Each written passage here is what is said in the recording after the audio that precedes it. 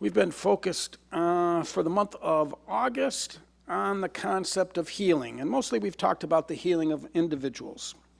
Individuals, however, are not our only concern. Healing is also needed for groups of people, such as a family, a church, a city, or a nation. Do you feel our country is in need of healing at this point? If God heals individuals, does that imply that God is also able and willing to heal communities as well?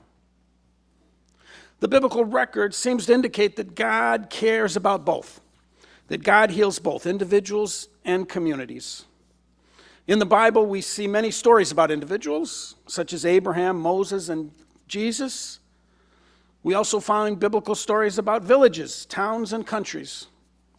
And while we modern people tend to focus on the individual, cities and communities have an existence that extends far beyond the individual.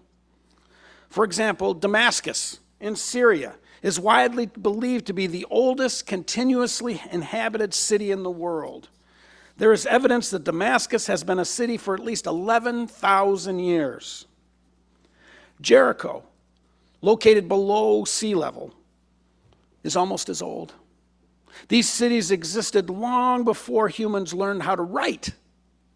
The oldest written language that we know of, Sumerian, only dates back about 5,000 years, while both these cities, Damascus and Jericho, are twice that age. Written language was developed in cities. There's some question if we would even have written language to this day if it weren't for urban areas and the complications of civic life. The Bible itself is only possible because of written language. Our ability to use written language and to do mathematics are a direct outcome of the advent of population centers or cities. So that should give us an idea of how important cities and communities have been for at least the last several thousand years. The cities have shaped human existence for a very long time. So when we consider healing, we need to consider not just healing for individual people, but for how communities have and can be healed. The Bible itself covers both. And even though we tend to focus on the stories about individuals, it's helpful to keep the wider context in mind, to be aware of the Bible's implications, not just for the individual, but for the community as well. The law of Moses, the body of laws laid out by Moses in our Old Testament, was as much about how to set up a city or a town as it was about individual behavior. One of the biggest reasons why individual behavior is so important is because our individual actions impact other individuals, and by extension, the entire community. When an individual does something damaging to others or to the community, healing is needed at all levels, individual and community. The law of Moses dealt with these challenges in multiple ways, multiple levels, sometimes in ways that modern people find objectionable, that wouldn't be considered acceptable today. Times have changed. For example, under the law of Moses and under most ancient systems of law, if someone was killed, the next of kin was allowed to exact revenge. And that revenge was considered an act of healing and of justice in the ancient world. Such practices are called revenge killing in the modern world, and they're illegal because, among other things, they deny due process. Yet for thousands of years, revenge killing was accepted practice, even under the law of Moses, even though this system was unjust for many reasons. And for example, what happens when the killing was accidental? Should the next of kin still be allowed to exact revenge? Well, they did, usually. But we find in the Bible, in the scripture passage we just read, that the law of Moses tried to deal with this situation, not at the individual level, but instead at the community or city level. The law of Moses requires the establishment of sanctuary cities to deal with this. Moses instructed the people to set up 6 cities called sanctuary cities, or sometimes called cities of refuge, where someone could go to avoid being killed for revenge. Now, we no longer tolerate such practices in the modern world, but in the ancient world, such practices were common and carried out really fast, really quickly. So the law of Moses included cities of refuge where a person could flee to if they killed somebody accidentally. Being in one of those cities, in theory, would protect you until your case could be heard by a judge. Sanctuary cities were basically cities where due process was honored, and these cities of refuge were for anyone. You didn't have to be a citizen to take advantage of the protection of a sanctuary city. Such cities might be considered cities of justice, or more so than refuge or sanctuary by modern standards. But the point being that cities served a vital element of biblical healing in some interesting ways. And back then, as they are now, cities are not all the same. Each city has its own character, its own history, its own way of doing things, and even its own spiritual existence. For example, the spiritual nature of Owosso is very different from the spiritual nature of Las Vegas. It's even different from the spiritual. That may be an extreme example. But this is important to understand, that just as individuals have a physical existence, a mental attitude, an emotional outlook, and a spirit, so do families, so do churches, so do cities. Jesus said that the entire Bible, all of Scripture, the law of Moses, everything can all be boiled down to the imperative to love God and love neighbor.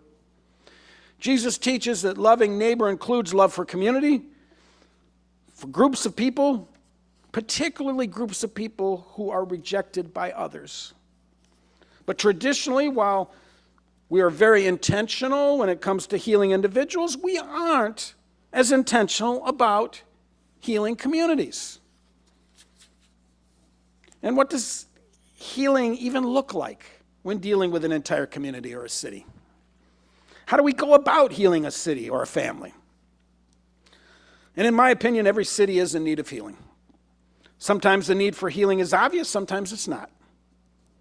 It's obvious that a city that suffers a natural disaster or a man-made tragedy, such as a war or a mass shooting, is going to need healing.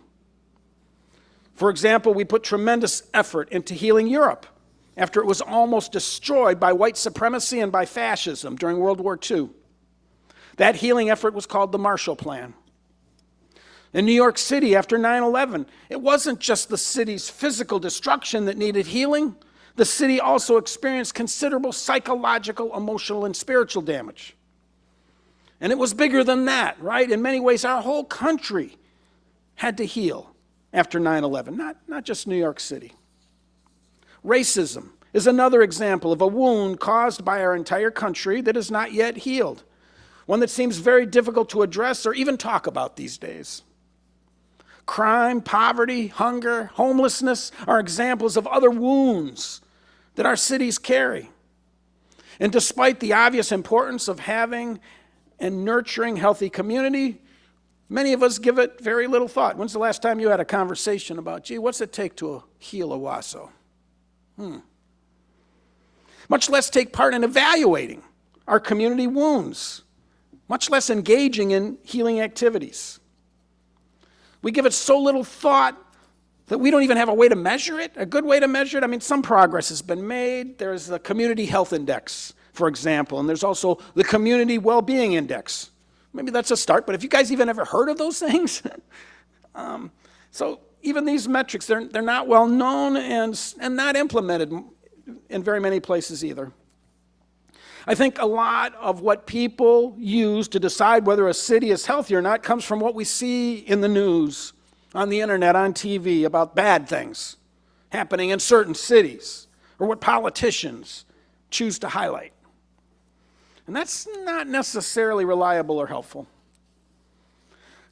The Bible does offer us some guidance in this area. The Bible suggests that we measure the health of our cities, of our communities, by looking at the status, by looking at the situation, by looking at the level of suffering of the most vulnerable individuals and groups in our city. In some ways, it's easier and more popular and more traditional to look at the presence of wealth and the wealthy as an indication of community health and well-being. To label even and perceive cities as either rich or poor cities, for example. That's not what the Bible suggests. If we look at Matthew 25, the more biblical measure of health in a community would be based on how the community treats its poor residents, its sick residents, its incarcerated persons, its homeless, its immigrants. Those interested in healing the city from a biblical perspective will focus on helping the least of these, as Jesus described them. They will look for those who are in pain and will apply their efforts accordingly. Jesus understood that much of our unnecessary suffering occurs at the bottom of society. And when that suffering exists and we're able to see it and to address it, until that happens, we are not healthy individuals either ourselves. As long as our community is sick, we are sick. Jesus understood this and tried to convey it in his teachings, that the health of a community needs to be measured from the bottom up. So today, when we think about the need for healing in our communities, in our families, in our nation, how do we measure up? Personally, I think we have a lot of work to do as a community and as a nation. And not to despair, but as followers of Jesus, as we strive to be more Christ-like as individuals and as a church community, there is clearly no shortage of opportunities, no shortage of things for us to work on. And maybe this is an area that we, as an inclusive church, can help. Our church is an intentional community that has a history of being focused on the health of our city as much as we are focused on healing the individual. We were founded as a church 131 years ago to be a healing community, a community of compassion and grace. And while most churches of that time were focused on God's judgment and God's wrath, our church started as a community focused on love and on service to others in 1894. That's what got us going as a church. We as a church can demonstrate what a healing and healthy community looks like. We as a church can offer healing to the community even as we still need healing ourselves. Being inclusive is a journey in which we love and heal those rejected by others as we are loved and healed ourselves. Being inclusive facilitates listening to those who have been traditionally marginalized, to listening to those who are in pain. And that helps us to create an environment where people can resolve these issues as part of a healing process. For example, our acceptance of LGBTQ plus people is based on love for God and neighbor, and it stands as an example to others of what a loving community is like. More recently, we opened our doors to persons experiencing homelessness during the coldest months of the winter, with the support of the entire city behind us, hand in hand with another church, the other church appropriately called City Church. God bless them. And again this winter, between St. John's Church and City Church, we hope to provide shelter all winter long. The first step to supporting a healthy community is actually really simple. The first step is to show up. Show up with intention. Show up as an example of Christ's love.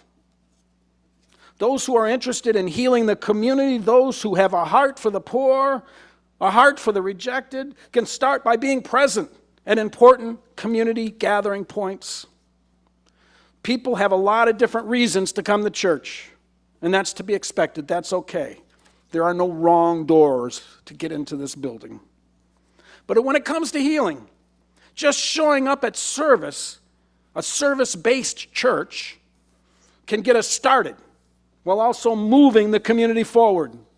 Just showing up at the food pantry, just showing up to help feed the hungry on Saturday mornings, just showing up to an AA meeting if that's appropriate for you. Showing up is the first and maybe most important step. It's so easy to stay at home and read about all the pain in our world and then watch a good movie and do nothing.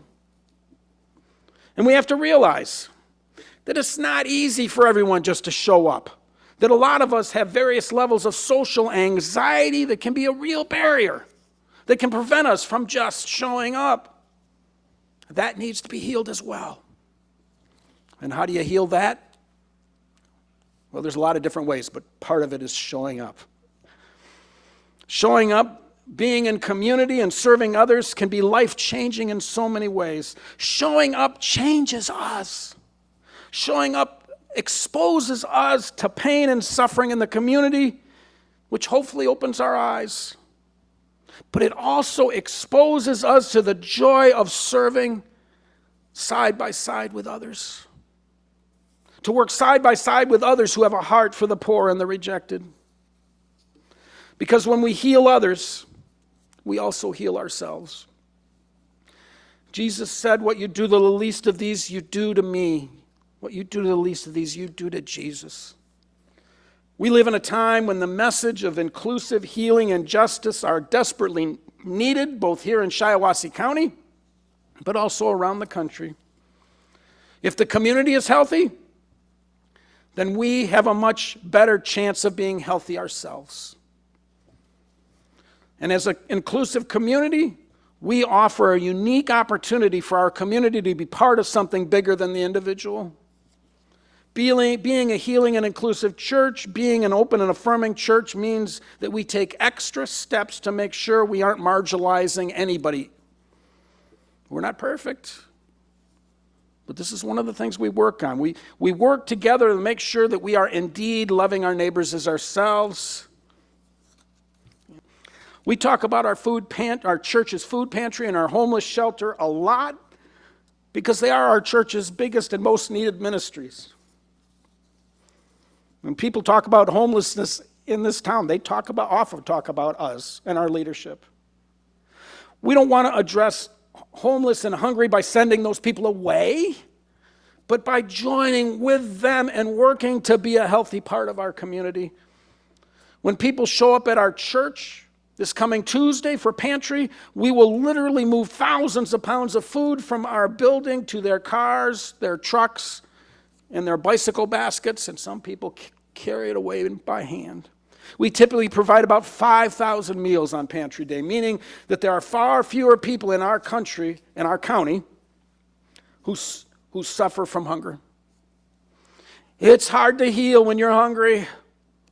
It's hard to heal when you don't have a home. So, what is the measurement of a healthy community? What does healing, biblical healing, look like at the level of community? Jesus said, just as I've loved you, you should love one another. For by this everyone will know that you are my disciples, if you have love for one another.